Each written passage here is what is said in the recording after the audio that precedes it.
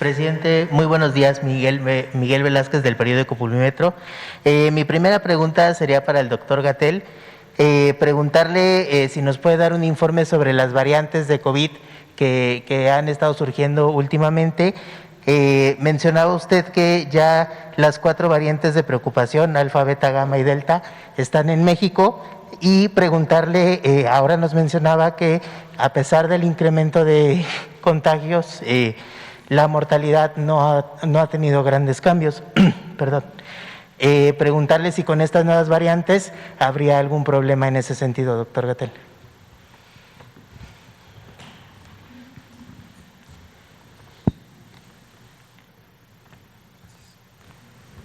Muchas gracias por su pregunta.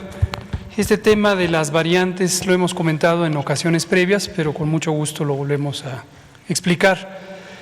Las variantes, para referencia general de todas las personas que nos escuchan, son modificaciones del material genético del virus. En este caso hablamos del virus SARS-CoV-2, causante de COVID-19, la pandemia que vive el mundo desde 2020, pero es un fenómeno que ocurre en cualquier virus. Particularmente cierta familia o grupo mayor de los virus, que es donde está el virus de COVID, el virus de la influenza y múltiples otros virus respiratorios. Es natural, es un fenómeno natural que el material genético tenga errores cuando se multiplican los virus, un fenómeno que se llama biológicamente replicación. Se hacen copias del virus y conforme se van haciendo copias, miles de millones de copias, hay algún error en la copia del material genético. Este material genético a su vez determina las características del virus, no tanto en su forma, porque la forma es muy estable, pero sí en la composición química de la superficie del virus.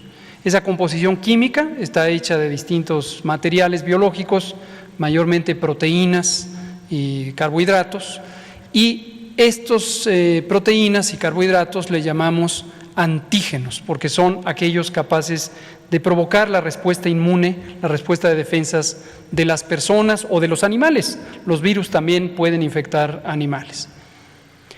Digo esto para poner en contexto lo que voy a comentar de las variantes. Ahora, finalmente, de esa composición química de la superficie de los virus, depende cómo se comportan los virus en su capacidad de transmitirse de persona a persona, de provocar enfermedad, de que la enfermedad pudiera ser o no más grave y de que la respuesta inmune, la respuesta natural de defensa del organismo pueda reconocer un nuevo ataque de estos virus. Esa respuesta puede ser la natural, en quienes ya tuvimos COVID, o puede ser aquella provocada por la vacuna. Esas son las situaciones de interés. Las variantes.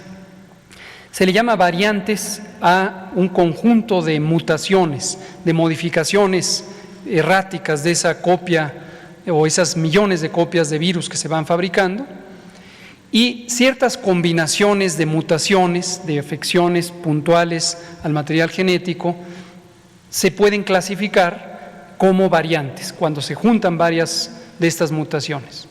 La Organización Mundial de la Salud tiene un sistema de vigilancia global de los virus respiratorios.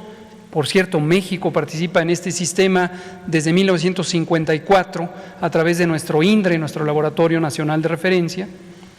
Y los países vamos detectando estos aislamientos de los virus, los clasificamos, los analizamos genéticamente, los clasificamos y se los comunicamos a la Organización Mundial de la Salud. Empezó desde 2020, prácticamente desde el inicio de la epidemia, a reconocerse que este virus, igual que el de influenza, igual que muchos otros, iba dando variantes. Cuando surgen variantes, la pregunta necesaria que nos hacemos en las comunidades de salud pública nacionales, pero también en las globales, es: ¿esta variante puede ser más agresiva? ¿Esta puede ser más transmisible? ¿Esta puede escapar a la respuesta inmune? Y las variantes se van identificando originalmente por el sitio donde se reconocieron. Pero esto ya se ha comentado a lo largo de la historia de la salud pública, es muy poco benéfico porque causa estigma, discriminación hacia las personas nacionales de los países donde se descubre la variante. Y no hay razón para pensar que una persona que viene de alguno de los países donde se encuentran las variantes tiene mayor probabilidad de afectar a los otros si es que viaja. Entonces, hace unos pocos meses o un par de meses, la Organización Mundial de la Salud reclasificó y ya procura evitar el nombre de los países donde se encontró la variante y se le han puesto letras griegas. Alfa es la original, la que se descubrió en Wuhan, China, y después las otras que se han descrito en distintos países se les han puesto nombres beta, gamma, delta, etc. Finalmente, la evidencia científica sobre si son más agresivas hasta el momento no es concluyente de que sean más agresivas. ¿Qué quiere decir más agresivo? Que tienen mayor posibilidad de crear enfermedad grave o incluso enfermedad letal. Ninguna de las variantes conocidas como variantes de preocupación, B o C por las siglas en inglés, se considera en este momento claramente más agresiva. Entonces, primera noticia importante que todos tengamos en cuenta. Segunda situación, que las variantes puedan ser más transmisibles.